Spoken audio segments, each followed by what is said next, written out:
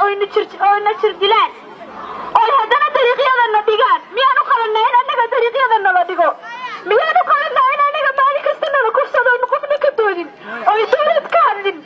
oo wax ka hadla aysan jirin culamo iyo caamaba. السلام عليكم ورحمة الله وبركاته. أنا وحنا هاي عاشة هويدت عاشة إلياس آذن هويدت أنا قبل يدي لبا بلاد بأسن هاي شلي بارس لإيله يمد بارس راد كي هراء ولا قاضي يأه مركي عصبيد دي مريه دي قالها وحول ولا قاضي نمان كابي استعاهية أنا محكمات بين سويني محكمات مركز سويني نمان بين يمد waxay dhaheen caasha xagee lagu dilay yaa soo horeeyay shalay noo yimaade ilaa daraad iyo shalay way wareegay marka waxay dhaheen caasha xagee la soo dhigay yaa soo horeeyay ma bacbay ku jirtay bac inay ku jirtay in kale anigu ma fiirinin baan iri muxuu ahaayo gabadhaydii cadaalad xumaan ka tirsanaya dawladda Puntland iyo gaalkacyo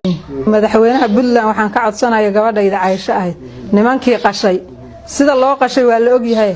oo indhaha kala soo baxay oo madaxa dubaha kala dhacay iyo darbi waxay oo la dhaceen ma aqaanay oo si walba u galay oo ilmaha saqiirka oo 12 jirka ah kufsaday oo 60 jirada yaasha ah iyo 40 jirada oo la arkayo sida maalintu cadahay oo la wada og yahay gaalkacyo dhan ogtay cid walba ay ogtay in kiiska wax la iga qabto hooyo dhiban baanahay saasan codsanayaan waxaan ku dhahay cadaalad darro la marsiinayo kiiskeedii oo noo muuqato in cadaaladda laga warwareejinayo lagana wadi la yahay dadka reer gaalkacyood oo kiiska gacanta ku hayay uu dhaafi la yahay waxa dibna noogu soo celiyay baaritaan shalay iyo daraad iyo maanta horta anaga caasha maanta geeri labaad bay nagu tahay oo maanta wayna soo xasuusiyeen oo qalbigayna xanuujeen marka aniga ahaantayda samsam ahaantayda hooyaanahay gabdho waan dhalay awlaad baan dhalay gabadha yarta walaashay weeyaan dadkii meedkeeda yimid baan ku jiray dadkii raadinayaan ku jiray sidii xaaladana waan ognahay meesha la dilay dhiigeedii wax walba maanta 2 bilood ka soo wareegtay oo dhiig qalalay oo wax walba qalaleen oo gabadha iyadii maxaan ku raday qabrigii maxaan ku raday aan geysanay in maanta noola yimaado oo la yiraahdo maanta idin weydiinaynaa horta murugo labaad bay nagu tahay haddii aad Puntlandey bismillaahi aad dhihin haddii aad Puntlandey cadaawaha ka bari noqon haddii aad Puntlandey biri magayda loo turin haddii aad Puntlandey baafin weyda ruuxii sharaftii bardhaawacay billaahi waxaan ku marayaa inaan boor ku qarinayn baal xoofta aan jirin ba ay hogay ma aniga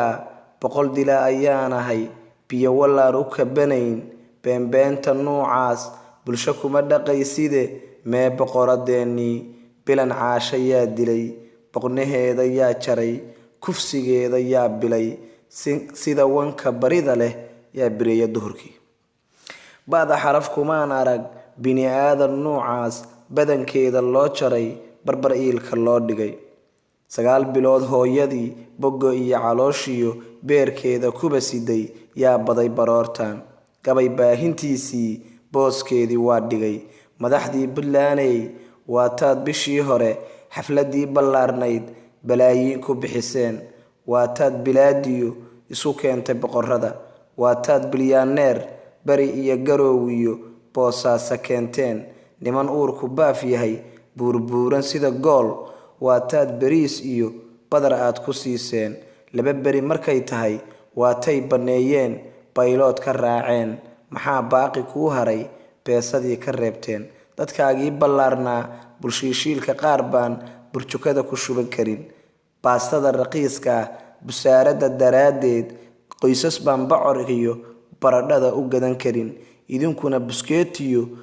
baruur baad ka dharagteen barkimaad ku jiiftaan dhibka baaxadda weyn ayadoon bagsoon weli dagaal uga baratamin bustahooda kuba jira balaaya barsada iyo daaqadii baf soo tiri rag baa arigii buubsaday kufsi baaxad weyn iyo rag wax boobayaa yimid amnigaad barlumiseen maamulkiinni waa buray haddii ay barbaartii bilan caashadeennii baylahdaasi ay tahay wiilal bahalka uga daran haddii uu barkood dilay barna saartay baabuur waa maxay Puntlandtan birta calanka surato bari iyo garoowiyo waa buur la leeyahay waa maxay Puntlandtan magaceedii batayo dhagahaygii bajiso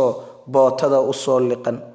haddii aad Puntlandey maanta boorka iska jafin casha bilan raggii dilay bastoolada ku baacsaday birta saaray sida neef